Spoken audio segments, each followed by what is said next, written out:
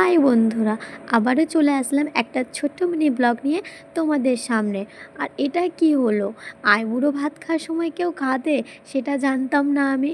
আর হঠাৎ করে দেখো এত সুন্দর আইবুড়ো ভাতের আয়োজন করা হলো, আর এটা যে আবার হোস্টেলে হলো সেটা ভেবে আমার এত আনন্দ হচ্ছে কি বলবো।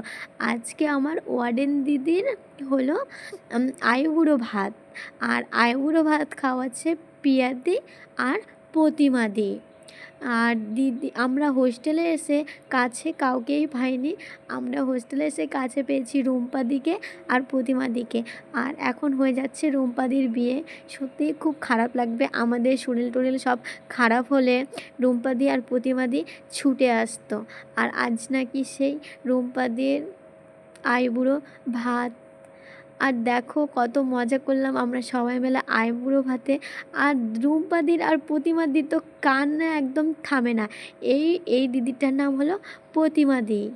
এই দেখো ফুলটুসি দিদিটা দুজনে মিলেই একই একই শাড়ি পরেছে আর নিজের বান্ধবীকে আশীর্বাদ করে নিল। আর আশীর্বাদ করে তখন কত খুশি। আর একটু আগে যা কান্না করছে কি বলবো, মারাত্মক পরিমাণে দুজনে কান্না করছে, দিদিদের তো চোখের জলই থামে না।